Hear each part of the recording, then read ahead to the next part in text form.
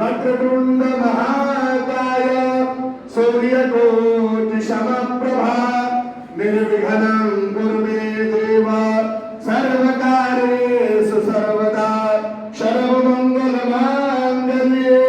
शिवे सर्वार्थसाधिके शरण्ये त्र्यंबके गौरी नारायणी नमोस्तुते। ततो शंखध्वनि प्रारभ्यताम्। शंखध्वनि के बाद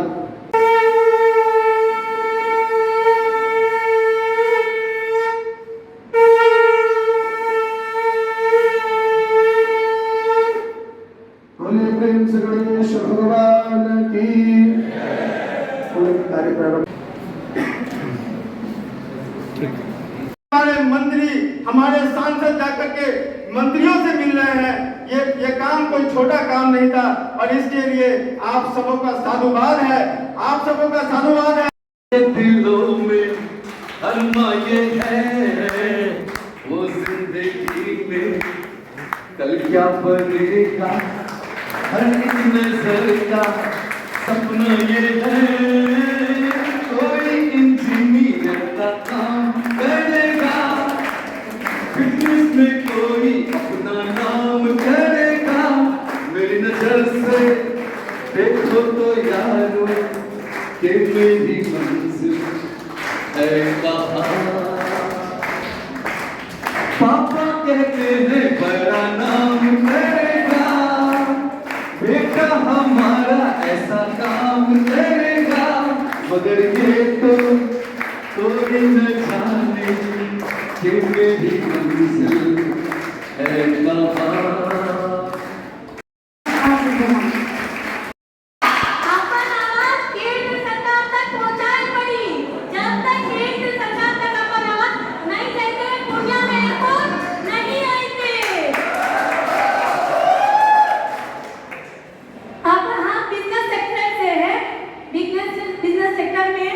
बहुत परेशानी बा। अपन राज्य सब राज्य में हमेशा कहल जाए कि बिहार पिछड़ा राज्य है, बिहार पिछड़ा राज्य कथी ला बिहार पिछड़ा राज्य नहीं है। यहाँ सब सुविधा होए खातिर ये पिछड़ा राज्य कहलाए है। अगर अपना एक को खाया जाए तो बाहर राज्य के इंसान यहाँ आ जाते, सुविधा मिल जाते तो ढेर सारा रोजगार नहीं करना चाहूँगा, क्योंकि हमने समय का भी अपना एक दुर्ग गति से चल रहा है। हमारे बाद और भी कई वक्ता होंगे जिन्हें हम सुनेंगे, उनके महत्वपूर्ण विचारों को सुनेंगे। एक दो बातें स्टार्टिंग में करना चाहूँगा। एक धारणा थी वर्तमान में कि बच्चा रोता है तब आज के टाइम में माँ उसे दूध पिलाती है। जब तक रोने की आवाज नहीं आती है तब तक बच्चे को दूध भी नहीं मिलता है। नमस्कार, मेरा एक गुप्ता सर को स्पेशली बहुत धन्यवाद कि अपने बिजी शेड्यूल में आए और हम लोगों को इतना टाइम दिया। मैं पेशे से एक चिकित्सक हूँ, पर मैं यहाँ ये आवाज एक नारी के नाते रखना चाहती हूँ। मैं मेरी शादी में पटना में नहीं पली बड़ी हूँ और मेरी शादी पूर्णिया में हुई। मेरे माँ पिताजी तो खुश थे शादी से, लेकिन मेरे एक्सटेंडेड फैमिली जो होते हैं, मेरे नाना नानी मामा मामी, ये लोग बहुत परेशान थे कि भाई पूर्णिया में इतनी दूर चली जाएगी बेटी, कैसे मिले, कैसे मिलने जाएंगे। बड़ा दुख होता है कभी कभी ये सोच करके। पूर्णिया में आपको बहुत मुश्किल है आना जाना। लोगों को अपनी बेटी ब्याहने में पूर्णिया में डर लगता है। हम लोग जब छोटे थे तो लोग मेरे पापा लोग कहते थे कि दंगा पार बेटी की शादी मत करो, बहुत दूर पड़ जाएगा। शायद इसी वजह से कि बहुत मुश्किल होगी अपने में बेटी से। तो मैं एक नारी के नाते मैं ये दरख्वास्त रखना चाहती हूँ सरकार से, और जो लोग भी उस पद पे बस एक एयरपोर्ट क्यों, और पूर्णिया में एयरपोर्ट बनने के लिए हमें मांग रखनी ही क्यों है। सरकार को खुद सोचना चाहिए कि बिहार में ऐसा और कौन कौन सा पॉइंट है जहाँ पे एयरपोर्ट होना चाहिए, साइंटिफिकली कहाँ होना चाहिए। तो साइंटिफिकली और हर तरीके से, जैसे सीमांचल में कोई एयरपोर्ट नहीं है, पटना में है, दरभंगा में खुल गया, गया में है, इस एरिया में कोई एयरपोर्ट नहीं। हमारा हम पेट्रोल, हमारा पैसा सब कुछ सिलीगुड़ी में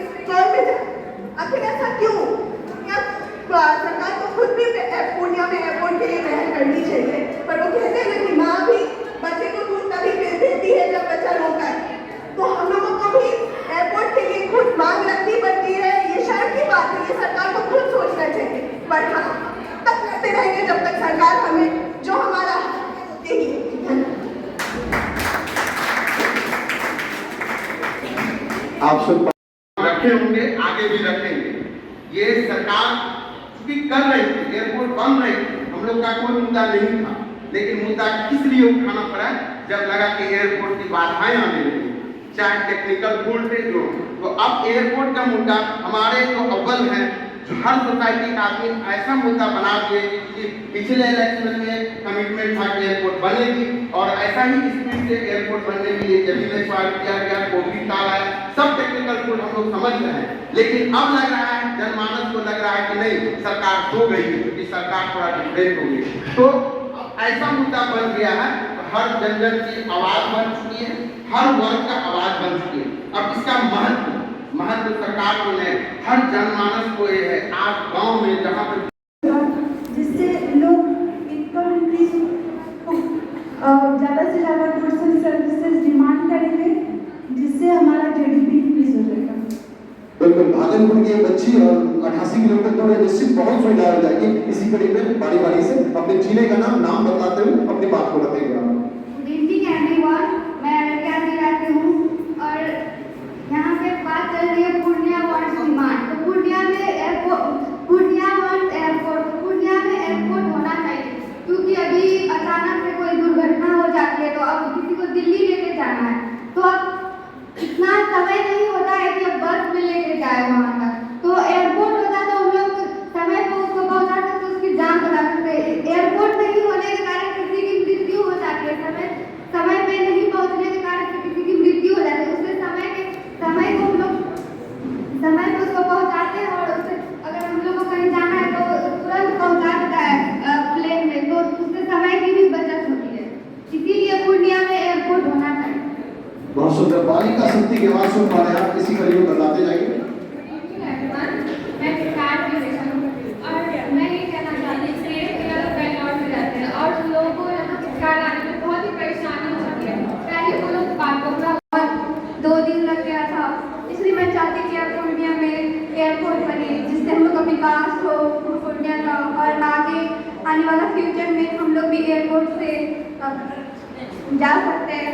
इसलिए हम चाहते हैं कि पूर्णिया में एयरपोर्ट बने। Thank you. मैं शिवानी कुमारी, मैं मधेपुरा डिस्ट्रिक्ट से हूँ। मैं चाहती हूँ जो पूर्णिया एयरपोर्ट होने के बाद यहाँ बहुत प्रॉब्लम होता है कहीं जाने के बाद, जाने में जैसे कठिनाई में दिल्ली जाना पड़ता है कोई काम से, तो वहाँ अगर पूर्णिया एयरपोर्ट हो जाए तो हम लोगों को प्रॉब्लम नहीं होगी, और आप सब इसमें हेल्प कर रहे हैं। गुड इवनिंग एवरीवन, मैं कुमारी दीदी, मैं पूर्णिया जिले की हूँ। थैंक यू फॉर दीदी सर यहाँ पर प्रोग्राम करने के लिए। हेलो, क्योंकि हम लोगों को एयरपोर्ट की आवश्यकता इसलिए है क्योंकि जैसे हम लोग कॉलेज में हैं तो कोई प्लेसमेंट वगैरह सब जो होते हैं तो बाहर के प्लेसमेंट हम लोगों को अवेलेबल नहीं हो पाते, बिकॉज की एयरपोर्ट नहीं होने की वजह से कोई आ नहीं पाता यहाँ पर। तो इस वजह से हम लोग को एयरपोर्ट चाहिए कि जैसे सीमांचल में मधुबनी पेंटिंग फेमस है, हर चीज़ यहाँ पर है अवेलेबल, बट एयरपोर्ट नहीं है, उसके लिए कि वो पीछे हो जाता है पूर्णिया, इस वजह से हमें एयरपोर्ट चाहिए। First of all, a very good evening to all of you. मैं एज अ स्टूडेंट अपने पॉइंट ऑफ व्यू से बोलना चाहती हूँ कि एज अ स्टूडेंट मुझे भी प्लेसमेंट मिले, और बहुत दूर दूर से प्लेसमेंट इसलिए भी नहीं मिल पाता क्योंकि डिस्टेंस वहाँ से बहुत ज़्यादा बढ़ जाता है, और वो डिस्टेंस कम होगा अगर एयरपोर्ट बनेगा तो, और हमारे लिए बहुत ज़्यादा बेनिफिशियल होगा। Thank you.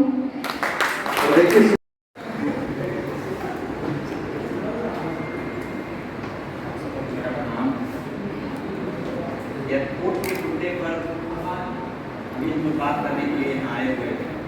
ये मुद्दा बहुत ज्वलंत है, चल भी रहा है, हर तरफ तबके से आवाज़ आ रही है कि भाई पूर्णिया में एयरपोर्ट होना चाहिए, इससे विकास होगा। सबसे यही सुनने को आ रहा है कि एयरपोर्ट पूर्णिया में आएगा तो एयरपोर्ट से विकास। थोड़ा सा उस विकास कैसे होगा, क्या होगा, उसको थोड़ा सा ऑब्जेक्टिविटी के साथ थोड़ा सा हम अपनी बातों को आपके बीच रखने का प्रयास करेंगे कि हमारा अपना विचार है, आप इसे सुनिए, हमारे हिसाब से शायद आपकी सहमति हमारे साथ होगी। जैसे सिंपली थोड़ा सा हम अतीत में जाए, ये फूड जो है यातायात का साधन और यातायात जो है वो विकास को प्रमोट करता है। कैसे? पहले इसको समझना होगा, एयरपोर्ट की बात करें। जैसे हम जब अपने एंशिएंट टाइम में, प्राचीन काल, हमारे लाइफ में एक बहुत बड़ा परिवर्तन है। हम लोग अभी वर्तमान में एक सभ्य समाज में आ गए, लेकिन जब हमारा समाज असभ्यता के दौर से गुजर रहा था, उस समय में दो चीजें हमारे पास आई। एक था, दो चीजों का आविष्कार हुआ। एक था आग आया, हमारे जीवन में ड्रास्टिक चेंज। दूसरा आया चक्का, पहिया का आविष्कार। पहिया का आविष्कार जब मानव सभ्यता ने किया, ये बहुत पुरानी बात है। उसके बाद मानव समाज जो है वो ट्रैक किया। पहली बात इस मान लेते हैं, छोटा सा उदाहरण आपको देते हैं। विकास एयरपोर्ट के आ जाने से कैसे हो, एक छोटा सा उदाहरण आपको। अभी मान लीजिए किसी एक व्यक्ति को कहते हैं कि आप थोड़ा सा बस स्टैंड चले जाइए, वहां पर विकास है, उसको उठा के ले विकास होगा आपका, इस तरह का बात, बस स्टैंड चले जाइए। उसको हम कहें कि आपको इस विकास को करने के लिए पैदल जाना, विकास रुक जाएगा। मन में विकास उठेगा लेकिन विकास रुक जाएगा। उसके बाद कहीं थोड़ा सा मुझे मोटरसाइकिल आपको प्रोवाइड करा देते हैं, चाहिए विकास हो जाएगा आपका। वहाँ थोड़ा सा उत्सुकता जगेगी और कहेंगे जी पे विकास को सेट करेंगे, थोड़ा सा उसको कार दे देंगे जो थोड़ा उससे सुपर फास्ट है। तो अब उनके मन में इच्छा होगी नहीं, विकास हम कर ही लेते हैं, और उसको एयरपोर्ट दे देंगे, हवाई जहाज दे देंगे, तब तो वो अगर विकास नहीं भी होने वाला होगा तो जिद कर लेंगे नहीं इस विकास को लेकर के। अब थोड़ा आगे पूर्णिया की हमारा लगभग आज से उस समय का जिला है जब जिला का कोई कॉन्सेप्ट नहीं। आप लोग सुने होइएगा कि पहले ये बंगाल प्रोविंसेस का ये एरिया था, पूर्णिया। उस समय सिराजुद्दौला का नाम आप सुने होइएगा। बंगाल में अंग्रेजों ने बंगाल का अतिक्रमण किया। सिराजुद्दौला की मौसी थी घसीटी बेगम, पूर्णिया की सूबेदार। उस समय का जिला है, आज से लगभग 252-53 वर्ष का पुराना जिला है। लेकिन आज तक और ऐतिहासिक रूप से भी बहुत महत्वपूर्ण है, भौगोलिक रूप से भी बहुत महत्वपूर्ण। एक जीके नेक का नाम आप सुने होंगे, तो बगल में है, आप सिलीगुड़ी जाएंगे, आपकोरा के आसपास का एरिया है, जीके नेक का एरिया है। भौगोलिक रूप से बहुत ही जरूरी। आप बगल में चाइना बॉर्डर से टच करता है, वो हमारा जीके नेक। हमारा बिहार जो है, बिहार का सीमांचल का एरिया है, वो हमारे नेपाल से टच करता है।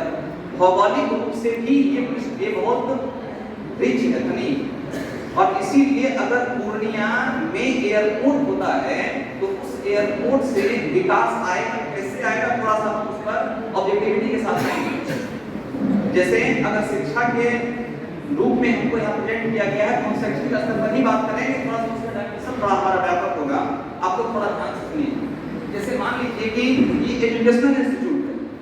अभी एक उदाहरण आपको हम देंगे कि अगर पूर्णिया जिला में एयरपोर्ट होता तो इस एजुकेशनल इंस्टीट्यूट में आज कुर्सी खाली नहीं होती। ये सारा एयरपोर्ट नहीं है, इसीलिए ऑडिटोरियम खाली है। एयरपोर्ट का होना इसलिए जरूरी है कि एक इंस्टीट्यूट में जहां पर ऑडिटोरियम का चेयर खाली है, इसलिए क्योंकि हमारे पास एयरपोर्ट कॉलेज है।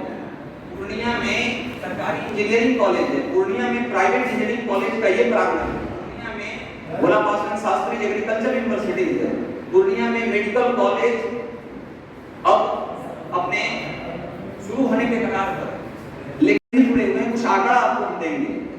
एक्चुअली अगर आप पूर्णिया विश्वविद्यालय किसी भी इस इंस्टीट्यूशन के आंकड़े को ठीक से देखेंगे तो आप ये पाएंगे कि यहाँ पर अभी भी ये सारी संस्थाएं क्षेत्रीयता से बसे हैं। कोई भी बाहरी स्टूडेंट हमारे इंस्टीट्यूशन में पढ़ने के लिए नहीं आता। हमारे इंस्टीट्यूशन के स्टूडेंट जो है बाहर चले जाते हैं, लेकिन बाहर से हम बच्चों को यहाँ पूल नहीं कर पा रहे। ये पूल इसलिए नहीं कर पा रहे, अभी पुणे विश्वविद्यालय में पीजी का एडमिशन चल रहा है, लेकिन एक उस डेटा को आप उठा करके देखेंगे तो एक भी ऐसा विद्यार्थी नहीं होगा पूर्णिया से बाहर का होगा जो पूर्णिया विश्वविद्यालय विश्वविद्यालय में एडमिशन लेना चाहता है। इसकी सबसे बड़ी समस्या ये है कि यहाँ पर क्वालिटी एजुकेशन का अभाव है। नंबर दूसरा, यहाँ पर ट्रांसपोर्टेशन की समस्या है। अगर कोई विद्यार्थी यहाँ पर जब एडमिशन की फॉर्म भरता है, सबसे पहले देखता है कि यहाँ जाने के लिए हमारे पास यातायात की कौन सी सुविधा उपलब्ध है। अब यातायात की सुविधा उपलब्ध नहीं है तो लोग देखते हैं, ऑनलाइन चीजों को देखते हैं, एडमिशन लेने की इच्छा भी है, लेकिन वो यहाँ आने से कतराते हैं क्योंकि आने की सुविधा यहाँ द्रुत गति से उपलब्ध नहीं है। इसका मतलब क्या है कि अगर हमारे पास एयरपोर्ट हो जाए, आने की सुविधा हमारे पास बहुत बेहतर हो जाए, तो शायद उसमें बाहर के बच्चे एडमिशन ले सकते हैं। अभी हम एक एजुकेशन इंस्टीट्यूट हम खुद चलाते हैं, सिविल सेवा की तैयारी करवाते हैं, हम खुद चलाते हैं।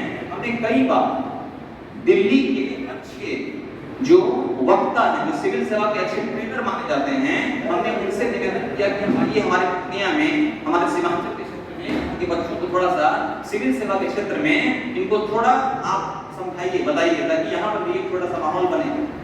लेकिन वो इच्छा जताते हैं कि हम जरूर आएंगे, लेकिन जब आने की बारी होती है तो उनको लगता है कि यहाँ से आने में 24 घंटा लगेगा, जाने में 24 घंटा लगेगा, तो हमारा समय बर्बाद होगा।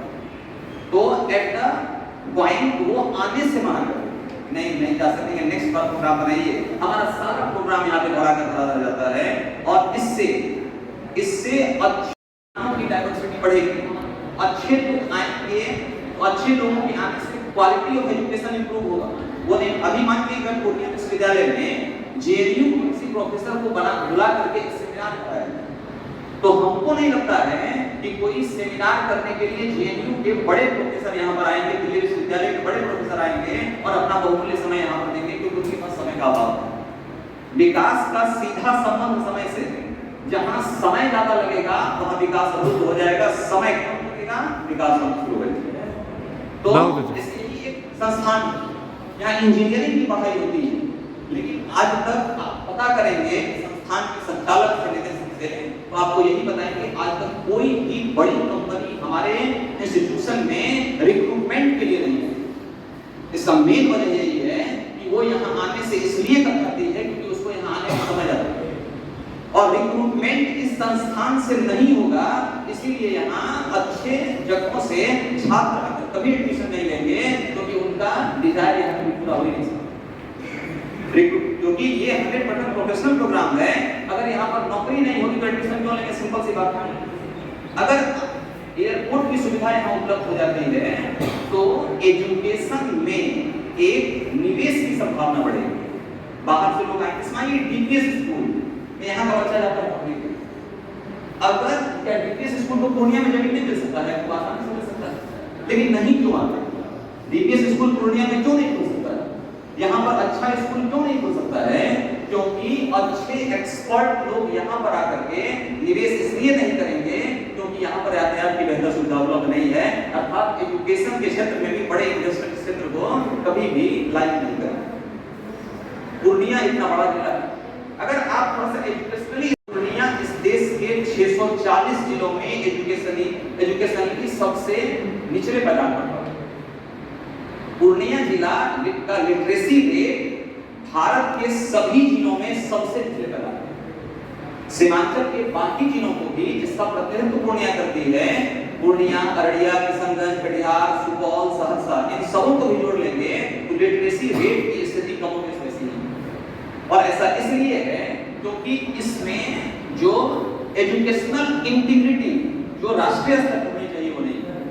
अर्थात हम लोगों को यदि पढ़ना है तो पूर्णिया से पढ़ना है, लेकिन अगर बाहर के कोई लोग यहाँ पर आकर के पढ़ना नहीं चाहते हैं क्योंकि यहाँ पर एजुकेशनल क्वालिटी का 100% अभाव है। और इसका मुख्य कारण ये है कि अच्छे लोगों को अगर पूर्णिया विश्वविद्यालय में नौकरी मिलेगी भी तो यहाँ आकर के नौकरी नहीं करना चाहेंगे, क्योंकि उनको लगता है कि यहाँ आकर के अगर हम आएंगे उनको ऐसा लगता है कि हम किसी क्लोज कॉम्पैक्ट बॉक्स में आकर के बंद हो, यहाँ से निकलना उनके लिए कभी कभी ये बात हमको खुद लगता है कि हम पूर्णिया में आकर के क्लोज कॉम्पैक्ट बॉक्स में फंस गए हैं, जहाँ से निकलना हमारे लिए बहुत मुश्किल हो गया। और इसीलिए इस सिस्टम को ओपन हम यातायात के माध्यम से ही कर सकते हैं। यदि हमारे पास यातायात की द्रुत सुविधा उपलब्ध हो, तेज सुविधा उपलब्ध हो, तो हम बाकी राष्ट्र से बहुत अच्छे तरीके से इंटरेक्ट हो सकते हैं, जुड़ सकते हैं और वहां का लाभ यहाँ ला सकते हैं और यहाँ के लाभ को ले सकते हैं। तो यातायात की सुविधा अगर बेहतर होगी तो हम इसको बहुत बेहतर तरीके से, इसका मतलब एजुकेशन में निवेश बढ़ सकता है। एजुकेशन में जो इंटेलेक्चुअल्स को हम यहाँ ला सकते हैं, हमारे इंटेलेक्चुअल्स बाहर जा सकते हैं, एजुकेशनल इंटीग्रिटी बढ़ सकती है। और इस प्रकार से अगर एजुकेशनल इंटीग्रिटी बढ़ेगी तो इसके अलावा जैसे मान लीजिए यहाँ पर सिर्फ एजुकेशन ही नहीं है, एजुकेशन के अलावा स्वास्थ्य का एक बहुत बड़ा हब है पूर्णिया। पूर्णिया का गुलाबबाग मंडी व्यापार का पूरे भारत में अगर देखें तो एक गिना चुना जगह है। गुलाबबाग व्यापार का प्रतिनिधित्व करता है। पूर्णिया का लाइन बाजार यहाँ का मेडिकल का एक बहुत बड़ा हब है।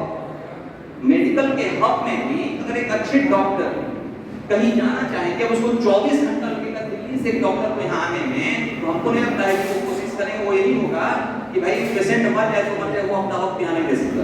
और इसीलिए एयरपोर्ट का होना इसलिए जरूरी है कि एक बहुत बड़ी आबादी वाला ये सीमांचल है जो बहुत लंबे समय से पॉलिटिकली डिस्क्रिमिनेशन का शिकार होता रहा, और इसीलिए जनता के बीच से अगर आवाज उठती है तो इसको दबाना डेमोक्रेटिक सिस्टम में बहुत मुश्किल है।